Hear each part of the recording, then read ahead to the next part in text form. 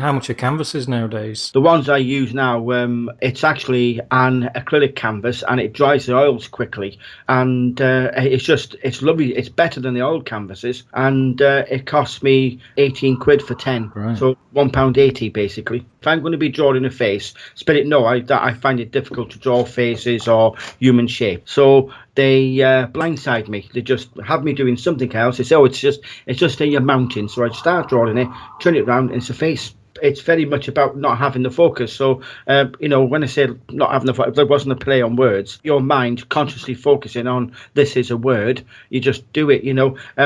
I had one I did years and years ago now, and interestingly, on the photograph, the scanner of it, there's nothing there. But on the actual original, I can remember clear as day. There was two houses. No, there was one house with a clock face on the gable end, and then a big hedge going around this. It said something on the clock. I can't recall what it said on the clock, but actually written in all the hedge. Bear in mind, I'm doing twigs. Said, well, there was numbers 1 through to 10. 1. And number 10 rather than just a 0, and then underneath it was "I love you, Grandma." Wow. Clear as day. And then it's just gone. It's not on the photocopy, but it's on the original. That's what struck me with the reason why I got into. I don't class myself as artistic in that sense. Yeah, I don't. It was just spirit. I have a guide called Joseph who came through last year, and basically I saw a bottle filling with smoke, and this was an image he was giving me during meditation. And then suddenly, in the smoke, I started to see symbols and a message coming through. And I heard very clearly from Joseph, "You should be doing this." And I thought, a bottle with smoke and then symbols. So I just had no idea. So I went online and typed in bottle with symbols, and I got nothing on there, just logos, and then I thought, well, could I do that? And I found, I think, an artist in America, but I mean, this guy's incredibly talented. He doesn't show how he does it, but he's not a psychic artist, but he draws these incredible pictures of trees and houses, and he gives it a bit of depth. So that was interesting to see how that. But this was completely different with what I did, where the candle just completely blackened the inside, and Spirit literally told me stop. So I knew, right, whatever I'm drawing, I don't do anymore. So that first one I did, it's quite thick on one side as it goes around, and then it thins out on the other. And Spirit guided me what to do, and for my first trial, using cotton buds and a hairpin to scratch out the picture. So I now know, right, that's what I did wrong, and this is what. How's your artwork been over summer, over July and August? And it's strange. There seems to be as if I've got 3 different themes that are running. I don't feel it's 3 different artists, from the spirit side, but I just get the sense that there's the ones that I draw, those black figures. I never remember what they're called. Let's call them hooded spirits, shall we? Yeah, hooded spirits or genii, cockli, whatever you call them. Those are. There's a theme on them, and then they just stop, and then the psychic card whereby it just, I thought to myself, what the hell's this message about, what's this going on, and what's this doing? And then all of us over this last week or so, as if I've very detailed and very in-depth, where, as somebody commented on my Facebook page, they seem to be more mature, and they do look good. The one you commented with, wowzer. Yeah There's that. So there's 3 themes. So there's one I do feel symbolic. One is ancient wisdom, and one is putting over psychic art in the art. Where it's the beauty of it. The fact that you can be sat next to the river as if you're fishing. And all of this and everything. Seems to be fine, yet there's a massive fence line there. So it says here, yes, it may look fine, but it isn't fine. So again, it's like a light and dark, isn't it? Saying, are you lying to yourself, being honest to yourself? Do you cut off the path from the past? Do you move on to bigger and better things? And on that one I'm talking about, it's got like a little bit of a scorched earth, so you could say it's a little bit like the death card out of the tarot, a farmer lighting his field, getting rid of the grass getting rid of the old grass to allow the new grass pass through. So it has those elements in there. So I just find it fascinating. But at times the feeling I have now when my guide says, right, let's go and do some painting, I have a weird feeling, so I've now assigned Monday is paint day. So that is when we go and we get more, do you call it, disciplined, I think now. Is it the same guide that works with you on all three different Yes. pictures? So it's not like a changing guide for a different type of picture? No, this is, sorry, Martin, I was very evident because I asked the question myself, but I don't feel any difference. I don't feel it's anybody else sort of putting things over. It's been that same person. And I do feel on these later ones, it's more of his own personality coming through, because I do feel he's French, and it's like having the French countryside painted, so there's little elements coming through on that side as well. So there's the symbolic, there's the ancient wisdom, and then there's more of him, I think, to be putting through, but still in a psychic artwork. Well, as you know, a lot of my background, especially at an early age, was antiques and dealing in art, and you get to learn certain schools of art. And certainly the one that you recently mentioned, the one you've just mentioned, it looks like a riverside scene, and to me that is certainly feels like a Dutch school, sort of artistic, how it looks. It's an amazing picture, and it's on your art's Facebook page, isn't it? It is, yeah. And I have to add, it took me an hour and 20 minutes when normally they are under an hour. So there's a bit more time spent with that one. One thing that I've noticed with your art, certainly over this last month, and this is what we wanted to have a chat about today, was the introduction of let's say blood splats and darker sort of messages. Well, it did. It was almost like I drew it, and then I thought the impulse was to laden the brush in red paint and spatter it, and I thought, well, I do that for the night sky, with the stars. And I thought, what the hell is this for? Can you describe the picture for people who are listening? Yeah. When I first did it, I did the sky all blue and whatever, and I brushed it out with a brush to give it a bit of depth. And straight away was, no, we don't want blue, we want pink, we want red. So I got the reds in, I melded it with my fingers, and brushed it all in. I thought that's quite a nice sky. And then banks, little sort of sloping hills appeared, but they were all in deep red paint, cadmium red. So I put all of them down, and I did some water, and I did some trees, and I thought, that looks fine. But I didn't realize at the time it wasn't ready. And then maybe 2 hours later, put the bridge in. I said, what bridge? Go downstairs, put that bridge in. So I retaped it onto me easel. I put it back on, and then there's a bridge came on, and looks like, when you look at it, the optical illusion at times, it gives you as if there's loads of people, just a head and shoulders shot, disappearing into the water, and then all of a sudden there's just a crimson splay, like you see in these crime scenes or these horror films. Somebody slashes you, whatever, catches an artery, and this blood just went everywhere. But I had to have it dripping. I put it in. I dipped the brush in loads of terp, so it just ran over the picture. So one half of it looks like a murder scene, where the other half is quite picturesque. It's nice, calm waters, the lovely texture of trees, the depth of tree. It looks beautiful, but it gives you the two halves. The light side, the dark side. The factor. It's called crime of passion. So do we vent against things? Do we rally against things? Do we have that dark side of us?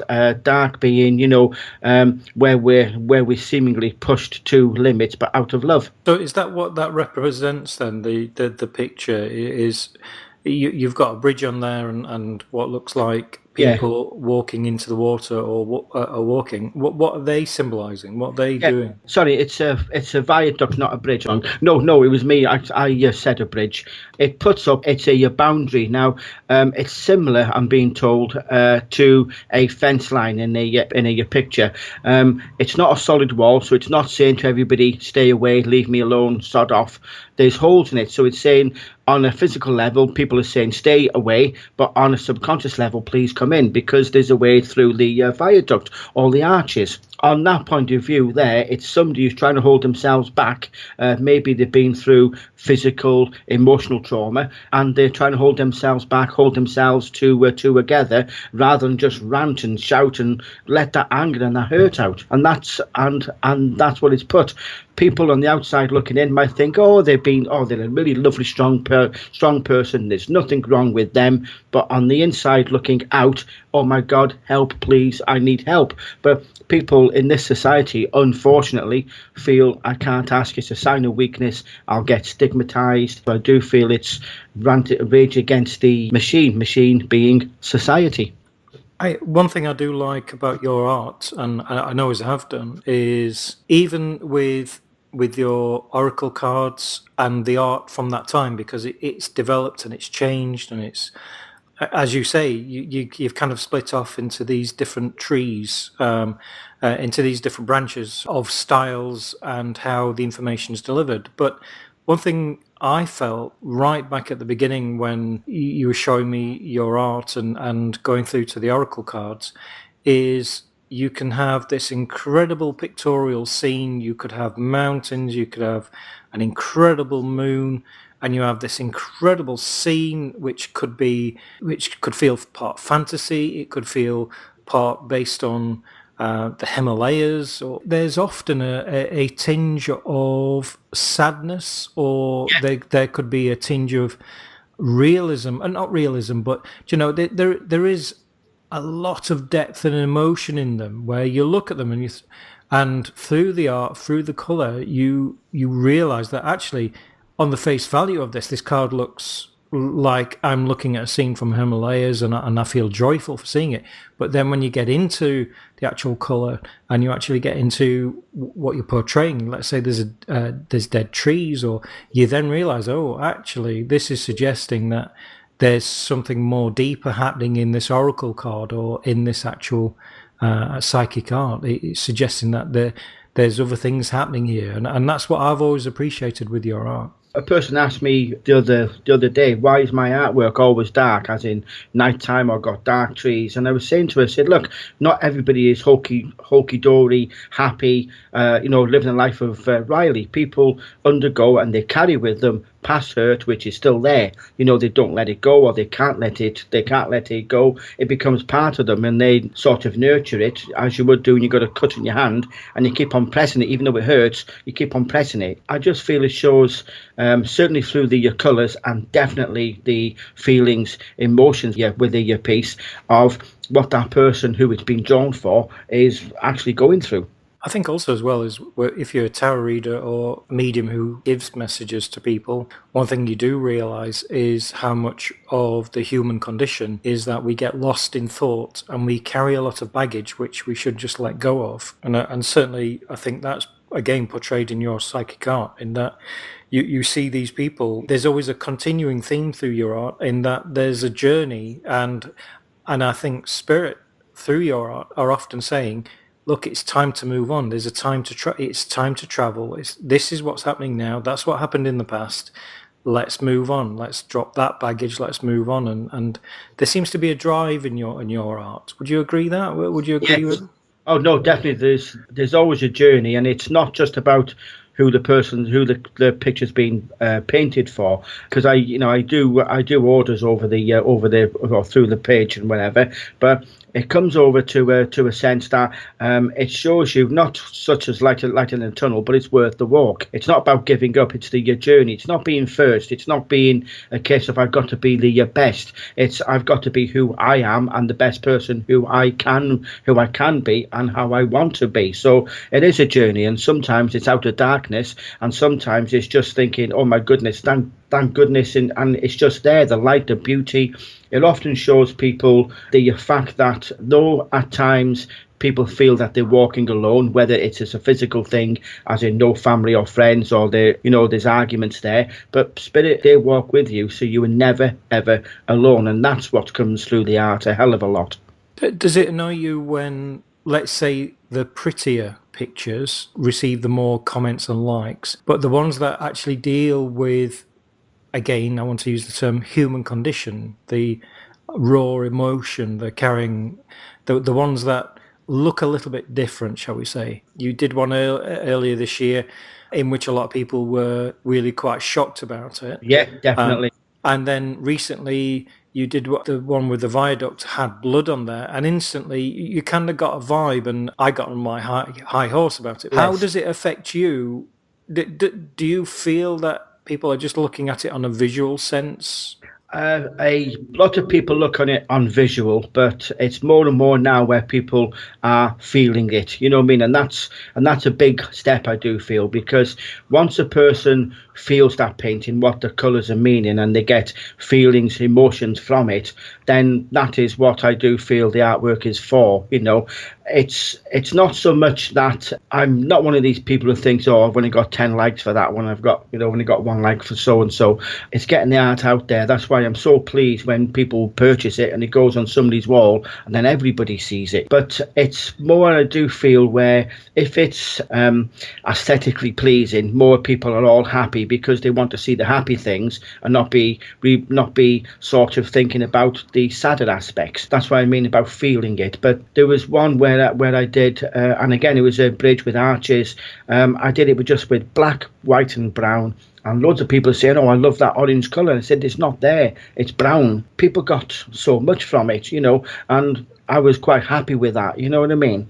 There was one where I drew a picture, and I on purpose, I had the idea of it from Spirit, and I drew it without Spirit's help. And I must admit, I was thinking to myself, and probably a bit of vanity here, thinking, well, that's an horrible picture. It looks like it's been done by a 10-year-old.